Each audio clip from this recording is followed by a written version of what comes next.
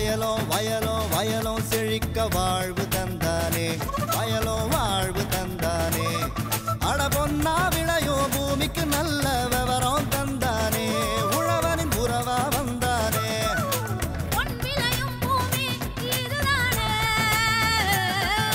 வயலோ வயலோ வயலோ செழிக்க வாழ்வு தந்தானே, வயலோ வாழ்வு தந்தானே. அட பொன்னா விளையோ பூமிக்கு நல்ல விவரம் தந்தானே, உழவனின் உறவா வந்தானே. தந்தன தந்தன தன தந்தானே, மங்களம் பொங்கிட துணை வந்தானே. தந்தன தந்தன தன தந்தானே, மங்களம் பொங்கிட துணை வந்தானே. மாத்தி யோசிச்சங்க. பட்டுப்புழு வளர்ப்பில் வெற்றி கண்ட விவசாயி திரு கே ராஜகோபாலன். இவர் திருவாரூர் மாவட்டம் குடவாசல் தாலுகா மருத்துவக்குடி கிராம விவசாயி ஆவார்.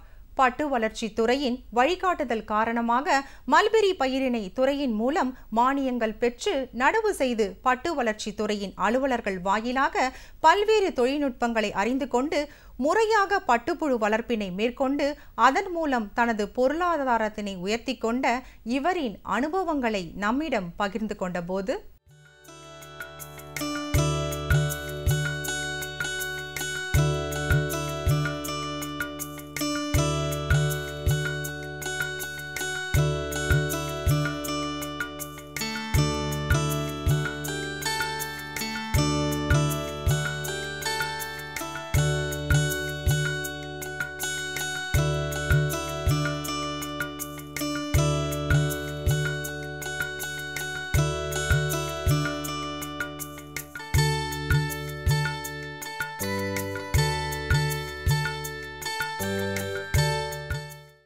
இதுக்கு வந்து மல்பெரிங்கிறது ஃபஸ்ட்டு வந்து மாவட்ட கலெக்டருக்கு தான் முதல் நன்றி நாங்கள் சொல்லி ஆகணும். ஏன்னா அவருடைய ஒத்துழைப்பு தான் அவருடைய வந்து பல முறை என் தோட்டத்துக்கு வந்து பார்த்து என்ன ஆர்வம் முட்டினது. அது லோன் வாங்கி கொடுக்கறதுக்கு இதுக்கு வந்து செட்டுக்கு லோன் வாங்கி கொடுத்ததெல்லாம் அவருடைய ஏற்பாடு தான். சில பேர் வந்து ஃபோனில் சொல்லுவாங்க, வரணும்னு சொல்லுவாங்க. ஆனால் அடுத்த நிமிஷம் இருந்தாலும் நேரடியாக ஃபீல்டுக்கு வந்து பார்த்து போகிறாங்க. அவங்களோட உற்சாகத்தால் தான் நான் இதை பண்ணிகிட்ருக்கோம். ஃபஸ்ட்டு பட்டு செட்டுங்கிறது வந்து 52 நீட்டு போட்டிருக்கோம். அது வந்து சிம்பிளாக போடலாம், பெருசாக போடலாம், நம்ம வசதிக்கு தகுந்த மாதிரி பண்ணிகிட்ருக்கோம். செட்டு போட்டுறோம். செட்டு போட்டு அது 20 வருஷத்து பயிர் மல்பெரிங்கிறது அது வந்து எல்லாத்துக்குமே அவங்க மானியம் கொடுத்துட்றாங்க.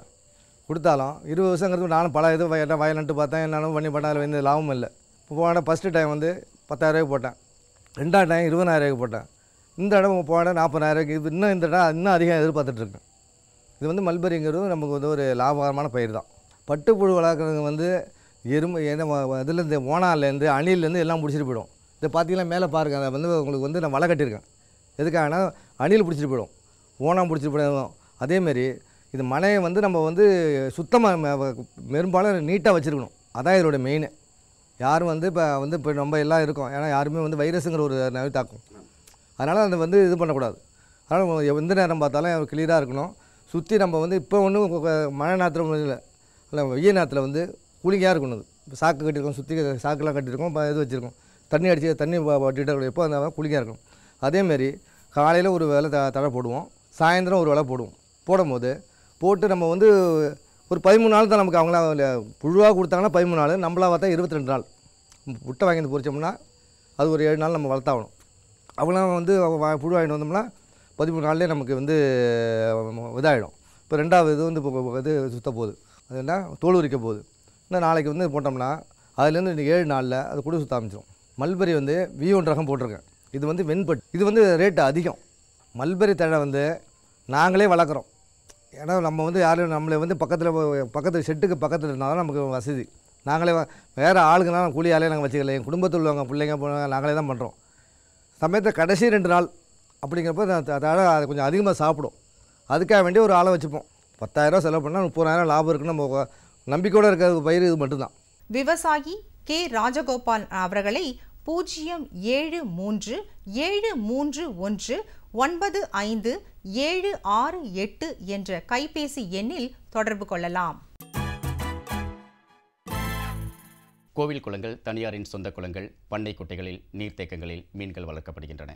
மீன் குஞ்சு வளர்ப்பு என்பது குறுகிய காலத்தில் நீரை அதிக அளவில் பயன்படுத்தி மீன் குஞ்சு வளர்த்தல், மழை மற்றும் வெள்ளக்காலங்களில் அடித்து செல்லாமல் பாதுகாத்தல் என்ற அடிப்படையில் மீன்கள் வளர்க்கப்படுகின்றன. ஆழ்துளை கிணறுகளின் வழியே கிடைக்கப்பெறும் நீரை கொண்டு மீன்களை வளர்க்கலாம். ஆண்டுக்கு 2 முறை மீன் வளர்ப்பு பெரும் பயனை தருகிறது. நவீன தொழில்நுட்பத்தை பயன்படுத்துவதன் மூலமாக நல்ல நோய் எதிர்ப்பு சக்தியை பெறுகிறது. குறுகிய காலத்தில் விரைவான வளர்ச்சி ஏற்படுகிறது. சுற்றுச்சூழலும் பாதுகாக்கப்படுகிறது. இன்றைய வேளாண் தொழில்நுட்பம் பகுதியில் வளர்ச்சி அடக்கப்பட்ட மீன் குஞ்சு வளர்ப்பு குறித்து திருவாரூர் மாவட்டம் நீடாமங்கலம் வேளாண்மை அறிவியல் நிலைய வேளாண் விரிவாக்கத்துறையின் இணை பேராசிரியர் முனைவர் தங்க தாமோதரன் அவர்கள் விளக்கமளிக்கிறார்.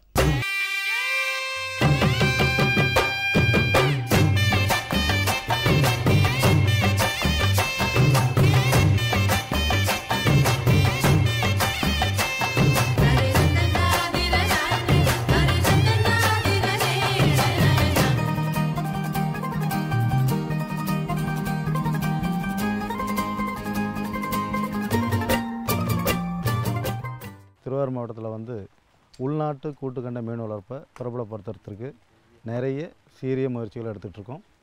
ஏன்னா இப்போ திருவாரூரில் வந்து மீன் வளர்ப்பு உள்நாட்டு கூட்டுக்கண்ட மீன் வளர்ப்புங்கிறது ஒரு பிரபலமாகிவிட்டே வருது. விவசாயிகளிடையே விழிப்புணர்வும் ஏற்பட்டுள்ளது. இதை செய்யும்போது பார்த்திங்கன்னா திருவாரூர் மாவட்டத்தில் வந்து நிறைய குளங்கள், அதாவது சொந்த குளங்கள், கோயில் குளங்கள், பஞ்சாயத்து குளங்கள், பண்ணை குட்டைகள், இதில் வந்து மீன் வளர்க்குறதுக்கு முயற்சி பண்ணிகிட்ருக்காங்க. ஏற்கனவே வந்து மீன் வளர்த்துட்ருக்காங்க.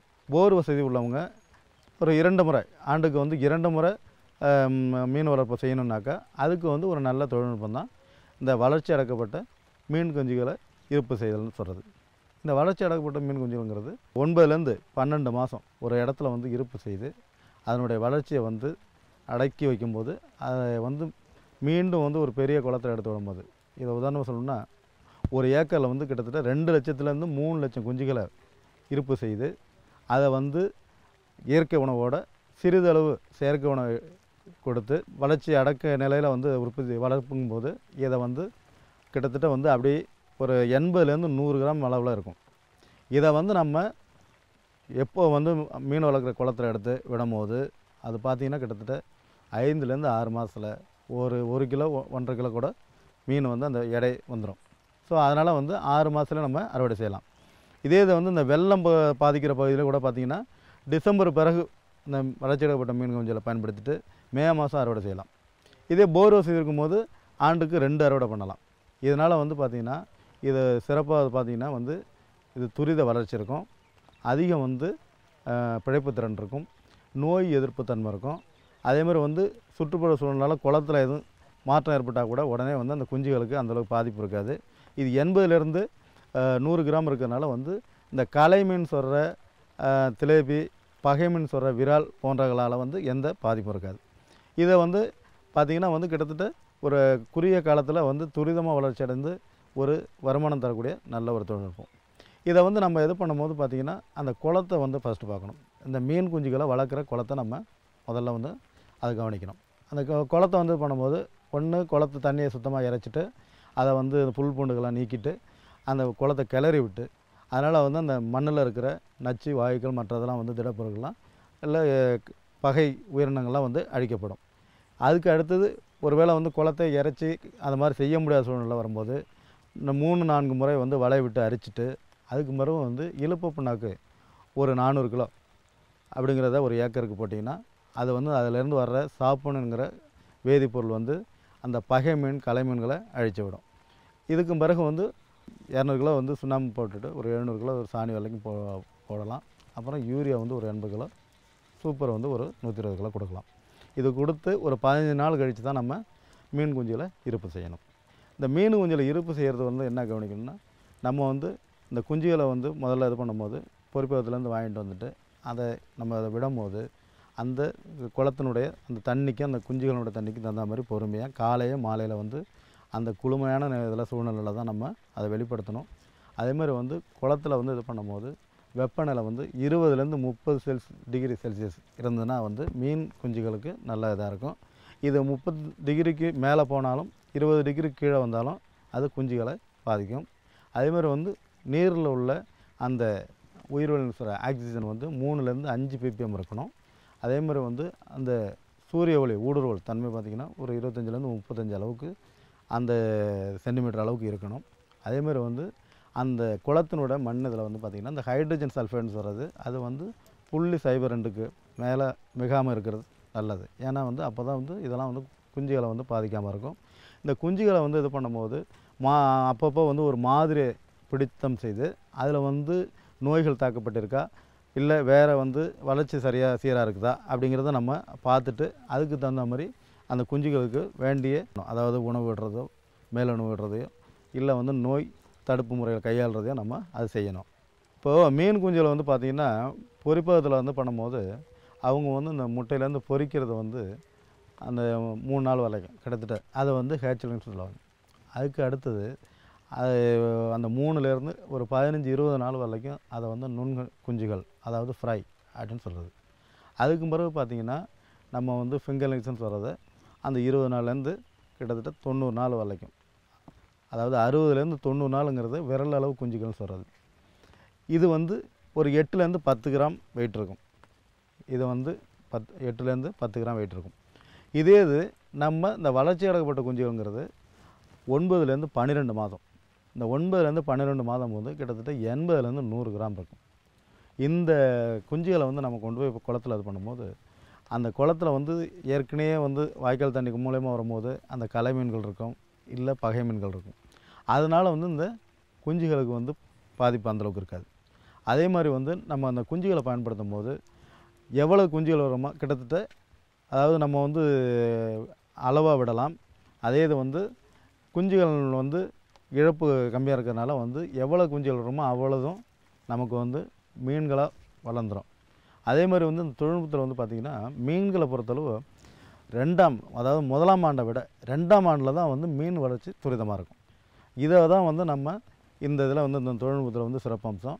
இதை வந்து நாங்கள் வேளாண்மை அறிவியல் நிலையம் நீடாமங்கலத்து மூலயமா வந்து ஒரு 5 கிராமங்களில் வந்து இந்த தொழில்நுட்பத்தை பயன்படுத்தி அந்த விவசாயிகள் வந்து சிறப்பாக இருந்ததை வந்து நம்ம ஏற்கனவே வந்து நம்ம அதை நிரூபிச்சிருக்கோம்.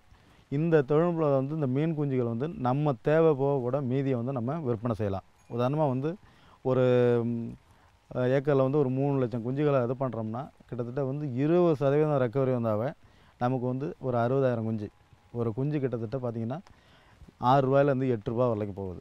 இந்த குஞ்சுகளை இது பண்ணும்போது கிட்டத்தட்ட வந்து ஒரு 2 லட்சம் செலவானால் கூட 2.5 லட்சம் இதில் வந்து வருமானம், இந்த குஞ்சுகள் உற்பத்தி மூலயமா வருமானம் வரத்துக்கு நிறைய வாய்ப்பு இருக்குது. அதனால் வந்து இந்த வளர்ச்சியடைக்கப்பட்ட குஞ்சுகளை வந்து பயன்படுத்துறதுனால நம்ம வந்து குறுகிய காலத்தில் அதிக உற்பத்தி பெரிய வருமானம் பெருக்கலாம். முனைவர் தங்க தாமோதரன் அவர்களை 8675542228 என்ற கைபேசி எண்ணில் தொடர்பு கொள்ளலாம். மீண்டும் நாளைய பொன்விளையும் பூமி நிகழ்ச்சியில் சந்திப்போம். நன்றி, வணக்கம்.